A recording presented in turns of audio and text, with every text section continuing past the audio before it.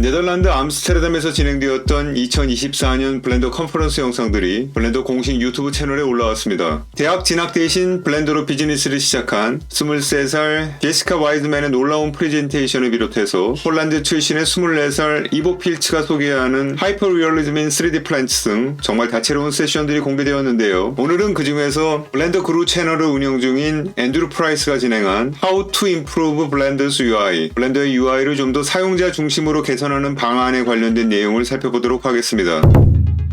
5년 전 블렌더 2.79 버전의 UI는 이랬었죠. 그런데 2.8 버전이 되면서 UI가 이렇게 바뀌었고 그 이후로 블렌더는 그야말로 급성장을 하게 됩니다. 블렌더의 폭발적인 성장에는 여러 가지 이유가 있겠지만 그 중에서도 사용성을 대폭 개선시킨 UI의 역할을 빼놓을 수는 없을 것입니다. 앤드류 프라이스는 이미 11년 전에 블렌더 UI에 관련된 세션을 진행했던 적이 있는데요. 11년 전에 비해서 블렌더의 UI는 비교할 수 없을 정도로 좋아지기는 했지만 아직은 갈 길이 많이 남아있는 것도 사실입니다. 이건 앤드류 프라이스가 운영하는 회사 폴리곤에서 진행한 3D 컴퓨터 그래픽 툴의 만족도 순위인데요. 블렌더, 후디니, 언리얼 엔진의 만족도가 높습니다. 특별히 블렌더의 만족도는 압도적인데요. 다만 하나의 카테고리에서의 만족도 순위가 높지는 않습니다. 바로 Ease of Learning, 즉 학습 용이성, 배우기 쉬운 정도의 카테고리에서는 높은 점수를 받지 못한 것인데요. 이것은 바로 UI와 직접적으로 연관된 항목인 것이죠. 이 분야의 선두는 시네마 4D입니다. 사용하기 가장 쉽다는 뜻이죠. 블렌더의 UI를 개선하기 위해서 필요한 것들을 앤드류 프라이스는 크게 세 가지 부문으로 제안하는데요. 첫 번째는 뷰포트 피드백입니다. 좋은 UI 디자인이란 문제점이 생겼을 때 사용자 자신이 오류를 인지하고 진단한 후 복구할 수 있도록 돕는 것이죠. 하지만 현재의 블렌더는 이런 측면에서 볼 때 그렇게 친절한 느낌은 아닙니다. 특별히 어플라이 스케일을 적용해야 해결되는 non-standard 스케일 이슈는 블렌더를 사용하는 모든 유저들이 한 번쯤은 경험하게 되는 것이고요. 그 밖에 inverted normals, 노멀이 뒤집혀진 경우, 버텍스들 혹은 페이스들이 겹쳐져 있는 경우가 있을 것입니다. 앤드류 프라이스는 얼마 전에 블렌더에서 텍스처를 체크하다가 갑자기 일부 오브젝트들이 사라졌다가 또 나타나는 현상을 경험했다고 하는데요. 처음에는 카메라 클리핑 문제인가 했는데 그건 아니었고 노멀 관련된 문제인가 했는데 그것도 아니었다고 합니다. 막막한 가운데 멀지 버티시스를 해봐도 안 되었고 새로운 머티리얼을 적용해봐도 안 되었고 마지막으로 블렌더를 리스타트, 다시 실행해봐도 해결되지 않았다고 합니다. 결론적으로 이유는 이전에 정렬이 어긋났었기 때문에 모든 것을 선택하고 Y축으로 스케일을 0으로 줄여주어서 정렬시켰었기 때문이었다고 하는데요. 블렌더는 이것을 싫어하는 것이죠. 그래서 어플라이 스케일을 해주어서 스케일을 다시 1로 만들어주어야 해결되었다고 합니다. 블렌더 그루로 알려진 앤드류 프라이스는 블렌더를 20년 동안 사용해왔는데 이 문제를 해결하는데 15분 정도 걸렸다고 하네요. 블렌더 월드에서는 의심이 갈 때는 어플라이 트랜스폼을 하라는 격언이 있죠. 좋은 UI는 프로그램이 수수께끼를 던지는 것이 아니라 문제점을 정확하게 알려주는 것일 것입니다. 그래서 이런 진단 킷을 기본으로 제공하면 좋을 것 같다고 합니다. 크기 문제가 있는 오브젝트들을 이렇게 붉은 아웃라인으로 표기해준다면 불필요한 시간 낭비를 줄일 수 있을 것입니다. 마찬가지로 페이스 오리엔테이션이나 버텍스, 페이스들이 겹쳐진 곳들도 붉은색으로 문제가 있다고 알려준다면 좋을 것입니다. 다음은 단축키 이슈인데요. 블렌더에서는 정말 많은 단축키를 지원하지만 F1을 쳐야 하는데 실수로 1을 치게 된다면 갑자기 당황스러운 환경에 처하게 될 수도 있습니다. 크기를 조절하려고 S를 쳐야 하는데 실수로 W를 치게 된다면 커서가 갑자기 서클로 바뀝니다. 이건 정말 자주 경험하게 되는 것이죠. 이동시키려고 G키를 누르려다 H키를 누르면 갑자기 하이드가 돼버립니다. 컨트롤 탭을 누르려다 쉬프트 탭을 눌러버리면 원치 않는 스냅핑 모드가 적용됩니다. 실수로 프로포셔널 에디팅을 활성화시키게 되면 전체 메쉬를 캡슐화해서 모든 것이 함께 움직이기도 합니다. 대부분 흔하게 실수하게 되는 단축키들은 다음과 같은데요. 이것에 대한 해결책은 단축키를 해제시키거나 아니면 쉬프트 H와 같이 조금은 사용하기 까다롭게 만드는 것이 어떠냐고 제안하고 있습니다. 이와 관련하여 아예 현재 타임라인이 기본으로 자리하고 있는 위치에 실행 명령과 사용되었던 키보드가 같이 표기되는 인포박스가 있으면 어떨까라고 제안하고 있습니다. 블렌더가 이미 스크립팅의 인포 에디터를 제공하고 있기는 하지만 파이썬 스크립트 로그 형식이라 그렇게 실용적이지는 않죠. 블렌더를 사용하는 모두가 애니메이션 작업을 진행하는 것은 아니기 때문에 타임라인이 디폴트로 있는 것보다 더 실용적일 수 있지 않느냐고 제안하고 있습니다. 이런 제안과 관련하여 블렌더 개발진과 이야기를 해봤더니 논란의 여지가 많다고 당황했다고 하는군요. 다음은 스테이터스 플래깅인데요. 이 의자를 회전시키려고 했는데 회전이 안 되었다고 합니다. 움직일 수는 있었지만 회전시킬 수는 없었다고 하네요. 그래서 트랜스폼 속성에서 로테이션이 잠겨 있었나 했더니 그것도 아니고 컨스트레인트가 적용되어 있나 했더니 그것도 아니었다고 합니다. 문제는 실수로 활성화시켰던 파이 메뉴에서 only locations 박스를 실수로 체크했기 때문이라고 하는데요. 언랩 작업을 할 때 문제가 있으면 이렇게 경고 메시지를 띄워주는 것처럼 뷰포트에서도 문제가 있음을 알려주고 그 문제의 내용을 인포박스에 나타내주면 어떻겠냐고 제안합니다. 이러한 일련의 제안들에 관한 의견은 다양하게 나타날 수도 있을 것 같은데요. 블렌더 사용자들이 많아서 사용자를 대략 250만 명으로 보았을 경우 일주일에 30분 정도만 이런 UI 문제로 시간을 사용한다고 볼 경우 1년 중 절반만 블렌더를 사용한다고 하더라도 엄청난 시간을 세이브해서 보다 생산적인 일에 사용할 수 있을 것이라고 마무리하고 있습니다. 이 표에서 회색은 블렌더를 배워보려고 시도하는 사람들이고 초록색은 어느 정도 배우는데 성공하는 사람들, 붉은색은 배우다가 지쳐서 그만두는 사람들을 의미한다고 하는데요. 블렌더를 보다 더 사용하기 쉽게 만든다면 블렌더를 배우는데 성공하는 사람들의 비율이 많아져서 커뮤니티에도 긍정적인 영향을 끼칠 것이라고 합니다. 아마도 블렌더를 오랫동안 사용해 오셨던 분들 중에는 현재의 UI에도 충분히 만족하는 분들도 계실 수 있을 것 같고요. 새롭게 블렌더를 접하시는 분들은 소문으로 듣던 것보다 다소 까다로운 UI에 당황하실 수도 있을 것이라 생각합니다. 개인적으로는 블렌더의 UI는 여전히 아쉬운 부분들이 많은 상태이긴 하지만 커뮤니티를 중시하고 유저들의 피드백에 적극적으로 반응하고 있는 만큼 머지않은 시기에 사용 직관성이 더욱 개선되기를 기대해봅니다.